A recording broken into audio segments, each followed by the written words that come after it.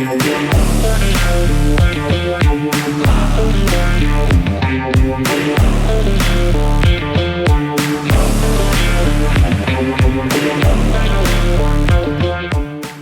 it's the next day and all of the texture is actually done. So what we're going to do is we're going to go in and take a look at the texture, what it looks like the day after, and I'm going to show you what I do to make the texture look perfect. So let's go look.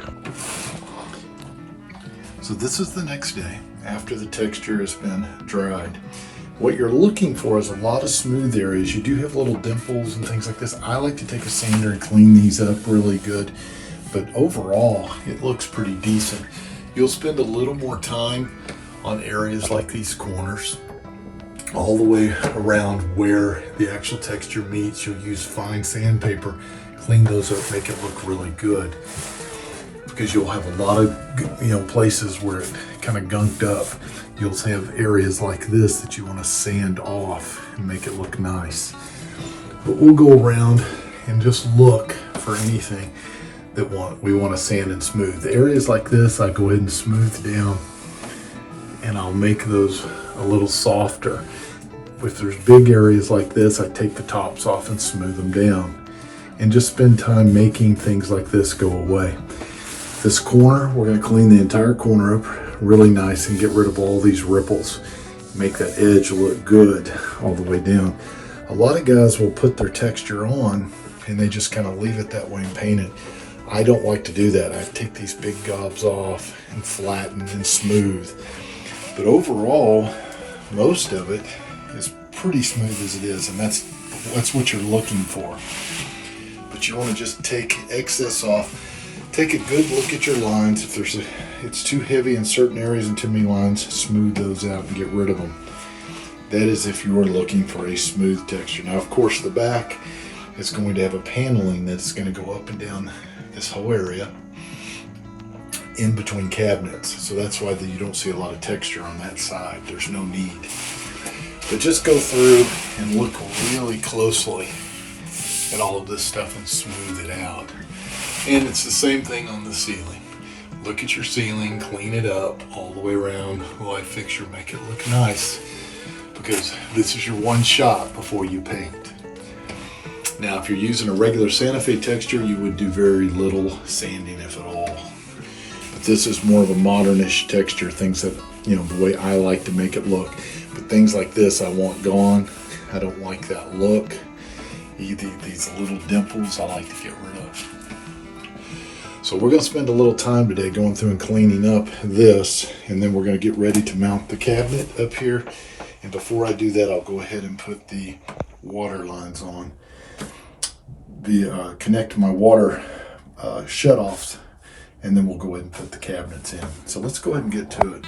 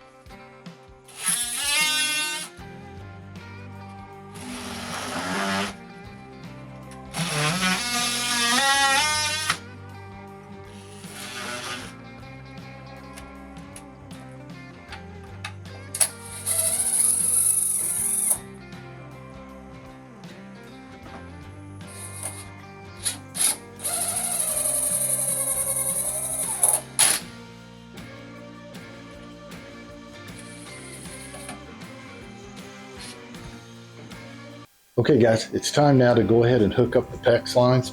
And I want to show you this valve, and I'm going to actually do a close-up as I put it together and show you how I do it. But I'm going to go over the parts basically. You have a drop elbow. Inside of your stud bay, you're going to take another 2x4, you cut it and slide it all the way to the back of the bay so you have a place to actually anchor this. This is the same thing that you use if you're putting in a shower head. So it has 3 screw attachments to screw it in. Do not use sheetrock screws here. Try to go ahead and use something more like a decking screw that works a little bit better. So you will put some decking screws in and attach it. One end is already barbed and ready to go for your PEX. You're going to attach the PEX there, have it in the back of that bay, and then you'll use either a steel or a brass nipple. This one happens to be a 4-inch nipple, which puts it out perfect away from the wall and cabinet, underneath the cabinet, so that I don't have to worry about getting my fitting too close into that cabinet. So I'll show you how this works though. It just simply threads in, and I'll show you how I hook it up. I have a special way I do it. But you're going to get that threaded in and tight, and you'll have to use some channel locks to tighten it, make sure that that's good and tight. And then you're going to have your cutoff. And my cutoff, shut off, whatever, however you want to say it, I like quarter turns. This one, that means that is all the way on when it's facing down, facing the way the water flows. If I turn it the other direction, it is all the way off, just a quarter turn. The traditional types, you're going to crank and crank and crank, and it has a little gasket, and those gaskets tend to start leaking over time. So pay a couple dollars extra and get a good shut-off valve. You'll thank me later. So this will go at the end of that nipple though. Now what I'm going to do, if I could leave the water off, I would just leave the water off, cut my sheetrock, put it on, and then install the shutoff after. But in this case, the customer needs their water, and it may take me a little while to go ahead and get that sheetrock piece in. So I'm going to put a brass cap on the end and cap it, and then cut my sheetrock, put it over it, get it all installed, go back, pull the cap off, and then put my valve. So let's go ahead, and I'm going to give you a close-up of how I put this all together. So how I put these together, the first thing I'm going to do is I'm going to use the tape. And how the tape goes on is you actually put it on clockwise. So if I'm looking at this, I'm going around it just like a clock, and I'm going to put a few good spins on it, just like this. I probably will go 4 or 5 because I go a step further than most people, and I'll show you why. But let me get this on so I can show you how important this is to do it correctly. So I'm breaking it off here now. So my break off point is this way. So when I put this on and I turn it, it's turning with the brake. If I put it on opposite and I was turning it, it would actually peel the tape off. So you want to make sure that you're going clockwise. So when you put it on, it works with it and doesn't unravel your tape. Now the one step I go further, and I'm going to go and put my gloves on, keep this off my hands. But I like to use a good plumber's thread sealant like this one, the Gasolia. I get this through Amazon. It's really good stuff, very thick. I will go that one extra little step and I'll put a little bit of this on there as well. So I'll take it and rub just a little, and it just gives me a little bit more protection, especially if I'm working with a gas line. Now the big key here is to try not to get this down in this hole. I don't want it clogging up my line. So I'm going to take that and I just screw it into place.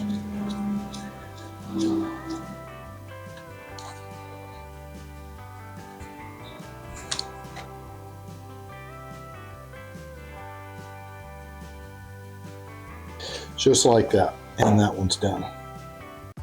Okay guys, sheetrock is installed. We're fixing to put the cabinet in, but before I can do that, I need to go ahead and put my stop valves in. These are the good quarter turn stop valves. So what you want to make sure that you do here is I've already shut water off and I've let it drain. We're up on the second floor so that water won't come out. Now always keep yourself a little bucket nearby just in case you have a little runoff.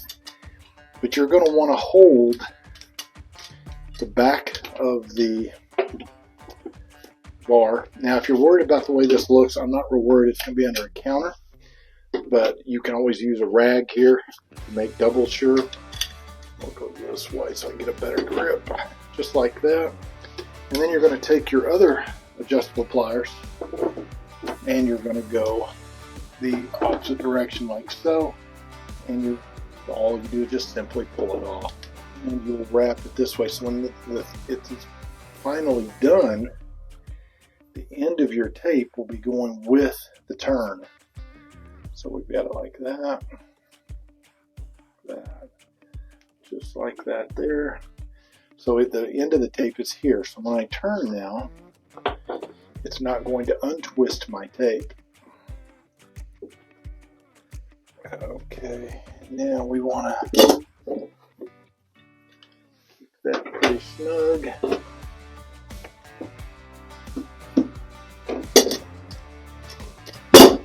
Now if it turns the pipe a little here, it's not going to hurt anything too much because it is just tightening it in the wall. Let's see if I can get that about where I want it, right about there. Now what I'd like to do is have these face up.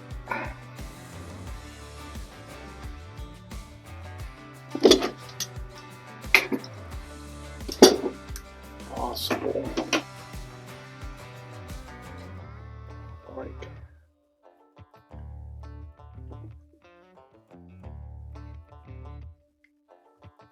about right there. Alright guys, the water is back on, and all you're going to do is you come up and just feel, make sure that you don't have any drips, and while you're installing, be sure you don't hit these valves. You'll end up with a bath. So next thing we're going to do is we're going to go ahead and put the bottom cabinet in and get it nice and level.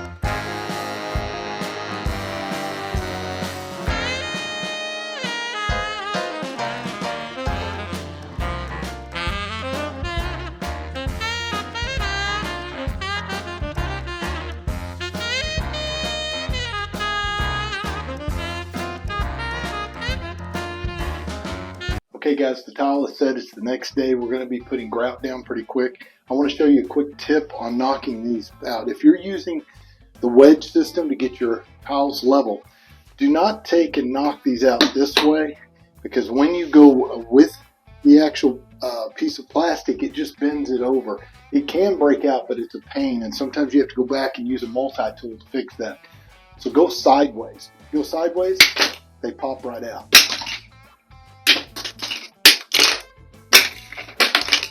It's pretty quick, and it does not create a problem for you. So when you come back and you put the grout in, the grout will cover any of the little plastic that is left, and you'll need to come back and clean out these little edges here, get any old grout out. I try to clean it as I go, but you'll inevitably have a little bit. So once they're all knocked out, just pick up, save your wedges for the future, because you can reuse these, and just throw these away.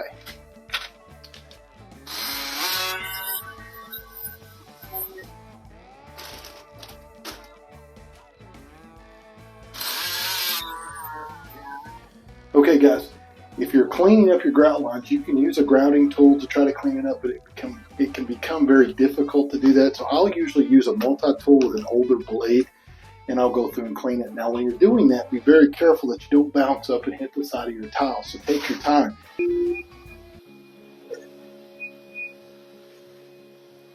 Okay guys, a quick tip.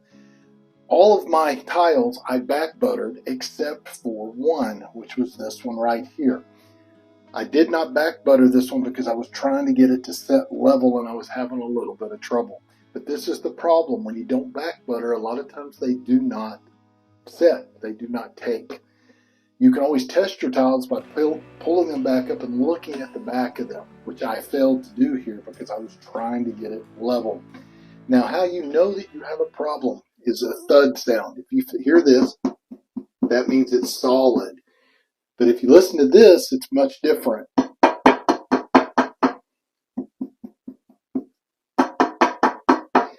That's how you know there's a problem.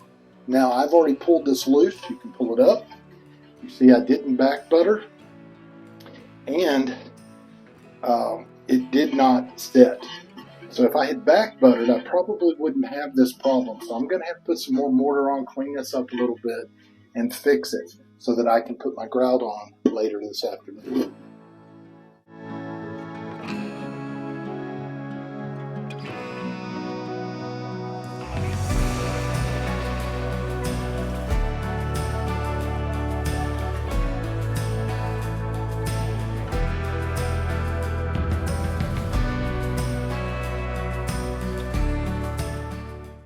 Alright guys, it's time to go ahead and put the side panels on. We could have done that downstairs, but I didn't want a chance scratching it all up, so I was going to do it after.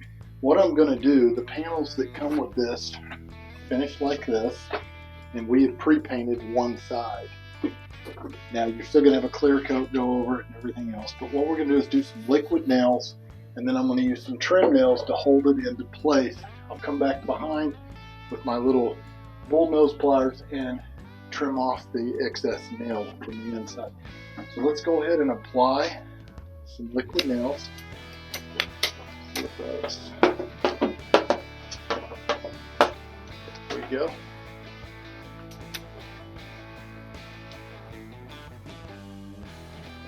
Well, all come out at once there.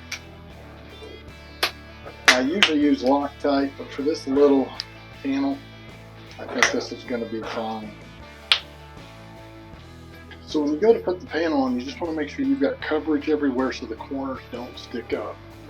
And then I'm going to take, put it on.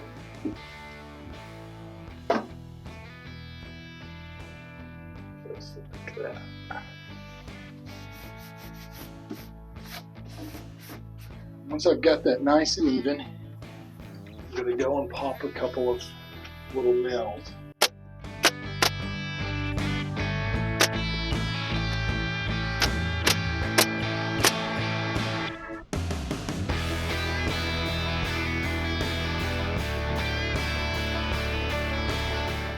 We are now done with the electrical.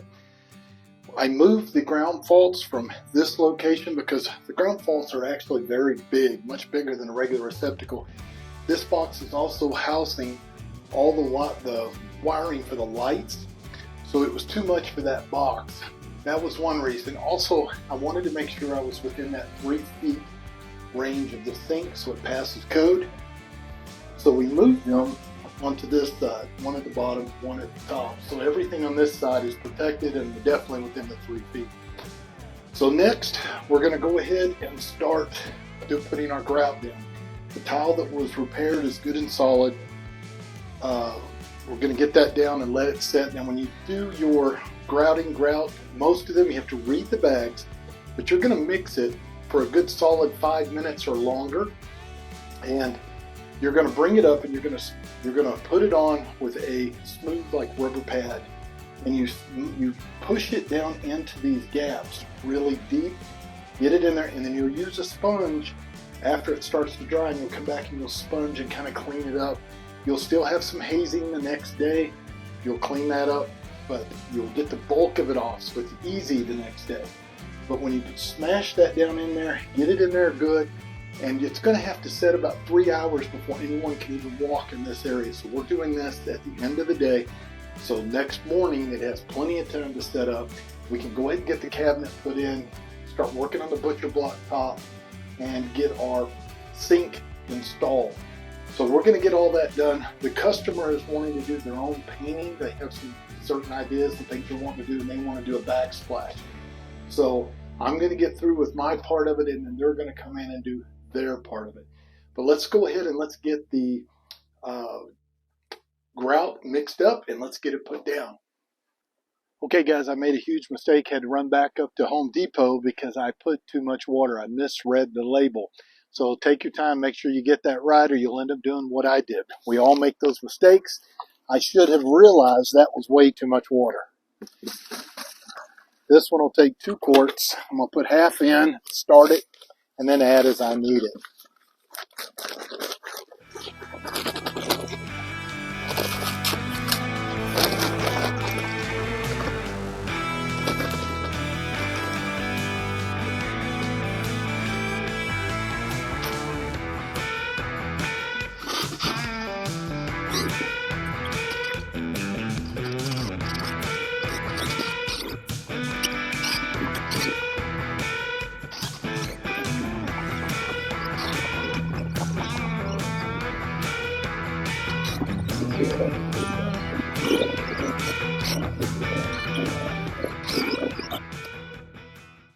Okay, after you get it mixed really good, and there's no clumps left, you let it set for 5 minutes, and we'll do a final mix, and then we're going to go up and start applying and getting it actually on the tile.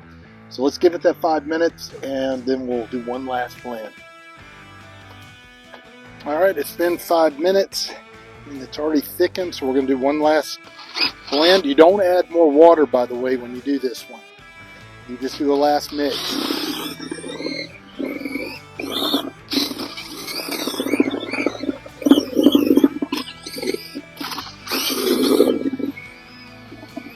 Go. And now we are ready. Make sure you have a sponge with some water. Make sure you have a good rubber applicator. I wear gloves just to keep the stuff off my hands as much as possible because my hands already get extremely dry. And my mix is here. So all we're going to do is you're going to take it, a gob, and you're going to start working it in.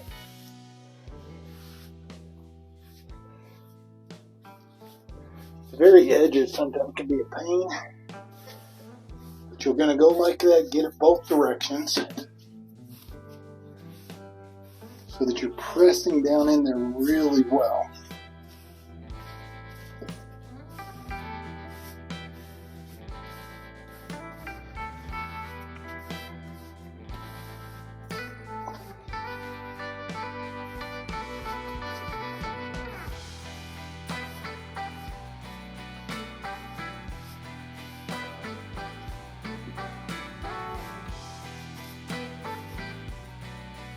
Move this back out of the way so you guys can see what we are doing.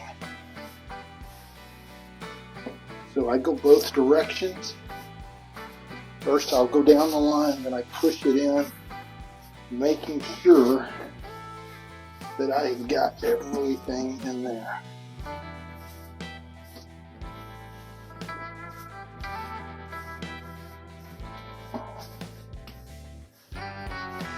Just like that. And you want to get the excess off before you do the sponge. It'll be a lot easier to sponge. Drain your sponge out because you don't want too much water. About like that. And then you're going to wipe it down. Now you're still going to have a haze on this the following day. And you'll go back once it's dry and clean again. But be careful going down this direction in these lines because you will pull your grout clean out of it.